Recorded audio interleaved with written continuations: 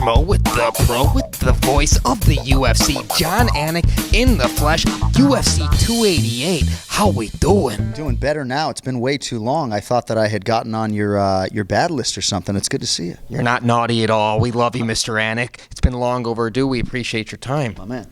Yes, we just finished up the weigh-ins here. It's Aljamain Sterling. It's Henry Cejudo. A long way off for Henry Cejudo. So when we talk about legacy, who's got more at stake for this fight? Is it Aljamain Sterling in the bantamweight division, or is it Henry Cejudo with all of his accolades? You know, it's a good question. I do believe that Aljamain Sterling in some part is fighting to become the greatest bantamweight of all time. Now, sometimes fans get upset when we have these superlative-type conversations when fighters are still either in the middle of their fighting prime or still fighting for something. But I believe Henry Cejudo's legacy is entrenched almost no matter what happens on Saturday night. You know, he can lay claim to being the greatest combat sports athlete of all time, whether he loses to Aljamain Sterling or beats him. So I feel like for Aljo, this is absolutely key, a legacy fight. There are a lot of people who believe that Aljo is not quite on that elite level of Henry Cejudo, and I do believe that the betting market reflects that a little bit, that Cejudo off a 3-year layoff is still a slight betting favorite right now. So I think legacy-wise, bigger fight for Aljamain Sterling, but needless to say, if Henry wants on that Mount Rushmore, a win Saturday night would be useful. And Henry's not been shy about his plans. He's talking about fighting Sugar Sean O'Malley next and then going up to 145 pounds and challenging Volkanovski. When you hear that, and let's say he doesn't get his hand raised Saturday evening, where do you go from there? Well, that's a good question, and I think so much is going to be rooted in this result here Saturday night. Now, certainly it stands to reason were Henry Cejudo to lose to Aljamain Sterling, there's still a lot of big fights for him. I don't think you're ever going to see him at flyweight again, but I do hope it's not just a one-off were he to lose this fight. But, bro, I don't have to tell you, with as much time as you've spent in Arizona with Sean O'Malley and with Henry Cejudo, if those two guys fight, that is a monumental payday for both guys. Obviously, Henry Cejudo, as the champion in that setting, would be getting pay-per-view points and everything else. So I do believe a big part of Henry's comeback is financially rooted, but he's a mental giant. I'm just so blown away every time he opens his mouth, every time he shares his fight IQ with the rest of the world. And I'm a broken record. I've said this all week, but if any fighter can come back from 3 years off and realize success and excel and have not skipped a beat, it's probably somebody as mentally forged as Henry, so we'll see. And if he does get his hand raised and he does face Sugar Sean O'Malley, you got to do that in Arizona. You got to do that in Phoenix for the king of Arizona. 100% that fight has to happen in Arizona. Even if you want to do it in Tucson, we'll show up in the desert, but absolutely. Bear down, baby. Yeah, I'm telling you. And Sean O'Malley is wise to bide his time. He's the number one contender, and I do think it'll be interesting if he ends up fighting Aljamain Sterling, because stylistically, I believe that fight to be a little bit more challenging for Sean O'Malley than maybe the Cejudo matchup, which could play out on the feet, but a lot to be decided here on Saturday night. I'm also interested to see how Henry handles that cut below his eye. If he takes a couple early shots from Aljamain Sterling, is that going to open right up? That was the one thing he didn't want to give us in the fighter meeting when we asked about the cut. Didn't want to address that noise, and that's fine, but I do believe that bears watching, and I do believe that potentially that affected Henry's training camp from a sparring perspective. We'll see. Let's talk about the co-main event. We got Belal Muhammad and we got Gilbert Burns. Both men stepping up short notice because we had the co-main event to Charles Oliveira, Beneil Dariush getting moved back to Vancouver June 10th. So let's talk about what's at stake here. Both these guys obviously want a chance at fighting for the title. That's Colby Covington's against Leon Edwards. Both these guys would fight anybody, anytime, anywhere. Do you really believe they would both, the winners, would be sitting on the shelf and waiting for that title shot? Because you know how active both those guys are. Yeah. Belal Muhammad, to be sure, if he beats Gilbert Burns, he is going to wait, he is going to idle, and he's going to fight next for the title. Gilbert Burns, it remains to be seen. Now, he only fought once in 2022. Of course, it was against Khamzat Chimaev, but he wanted to compete more last year. You flip the calendar to 2023. He's the front runner for Fighter of the Year. He will have made 3 UFC appearances before we hit the middle of May. So I wouldn't be surprised for Gilbert Burns, who turns 37 this summer, to stay in a more active cycle. But I do believe both guys at their core are hell-bent on becoming world champions. So I wouldn't necessarily be surprised to see Gilbert sit out for 9 to 10 months if need be, but he's certainly the more likely guy, in my humble opinion, to take a fight in the interim than Belal. Shifting gears a little bit here, when are we going to get the announcement? All the schmoes want to see it. Dustin Poirier against Justin Gaethje 2. Feel like the winner of that fight is getting that last ride, that last run at a title shot. Where's the announcement for this one, It's a great question. We were just talking about this about an hour ago, me and some of my colleagues. 5-round lightweight main event makes a lot of sense. Certainly it could be a 5-round lightweight co-main event on pay-per-view, but that's a title eliminator of the highest order. It's a rematch that both sides seem to have a healthy appetite for.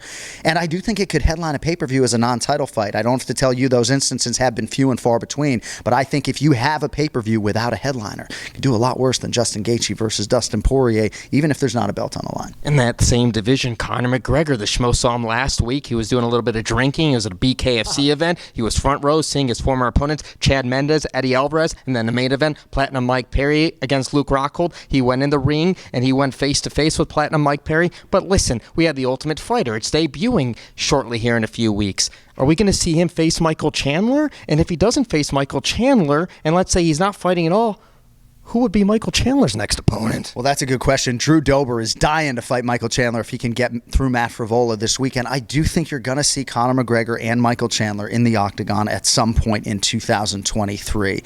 I share Chael Sonnen's disappointment that we don't have an actual fight announcement. We don't necessarily even have a weight class. But I have said repeatedly, the competitive itch that Conor McGregor is trying to scratch can only be scratched in one venue in the world. It's the octagon, and I do believe that he will be back. But he looks yoked and strong, and he doesn't look close to 171 pounds right now. So I don't know exactly what his timeline is, but I am cautiously optimistic that come Halloween, we will have seen Conor McGregor and Michael Chandler. And speaking of that competitive inch, what of the most active champions right now in the UFC is Israel Adesanya in the middleweight division? He's been chirping back and forth on the internet with Alex Pereira, but everyone assumes he's going up 205 pounds. Obviously, we have DDP and Robert Whittaker facing later this summer for a title eliminator.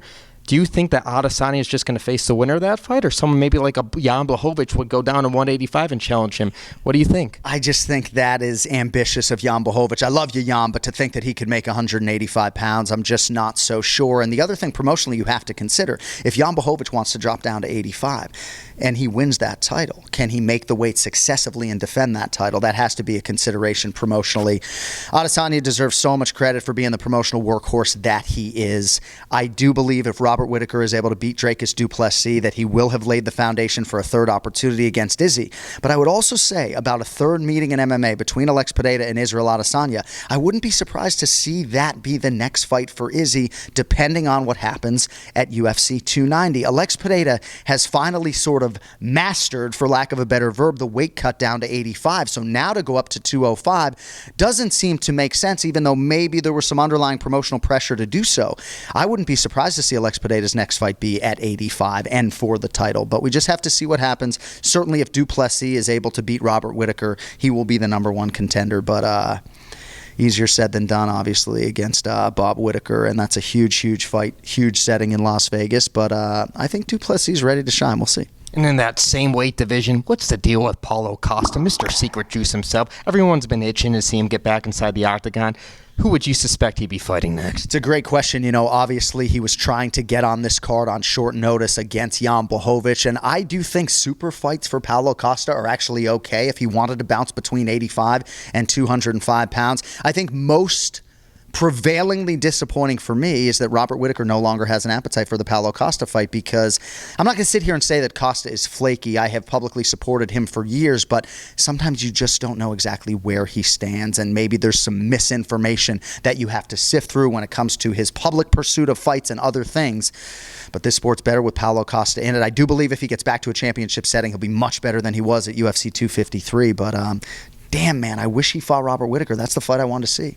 Is the next time that we see the future Hall of Famer, the former UFC welterweight champion Kamaru Usman inside the octagon, it's going to be at 185 pounds. It's so interesting because the reason why Belal Muhammad in a meritocracy essentially became the number one contender at welterweight was because Khamzat Chimaev left this division. With respect to my man Belal, Khamzat was the number one contender. He was the guy who twice or thrice was scheduled to face Leon Edwards, and that fight didn't materialize. Khamzat has left the division. Dana has no interest in a catchweight fight. I don't have to tell you that. So I wouldn't be surprised to see them do Usman and Chimaev at 85. But it does seem as though Usman wants to remain on a trajectory back to the belt at 70. So I'm not sure the Chimaev fight really does enough for him as far as that goal is concerned. But I know we'd get you in the building if Chimaev and Usman were locked in that octagon at any weight. So, of course, you're never short of energy. What's the morning routine like the day before? One's more sleep. It's trademarked by you, Mr. Anik. Well, so Fridays are a little bit interesting. We have the early morning weigh-in, and then after I talk with you, I have an interview with Amanda Nunes. I'll host the UFC 289 press conference. So Fridays are a bear, man. The 12 hardest days of my year are the 12 Fridays before a pay-per-view. We got a late call time tomorrow. First fight is until 6:30 or so I do have some time on show day to prep, but it's a sprint to the finish, my man. As soon as I leave you, I'm cracking another mic. You know how it goes. He's always ready to go. Final message for all the Jon Anik fans out there worldwide. Well, I appreciate the support, and I will leave you with this. A fight between Yan Xiaonan and Zhang Weili for the UFC strawweight title in China would be absolutely enormous. Now, Yan Xiaonan's got to get through Andrade this weekend, but this is a big time for women's MMA. We got the UFC PI in Shanghai. We'll see what Yan Xiaonan can do. I think she's more of a live underdog than a lot of people suggest, but it's great to chop it up with you. I appreciate the support from everyone, and until next time, my brother. He's the pro. I'm the Schmo. UFC 288. We're out.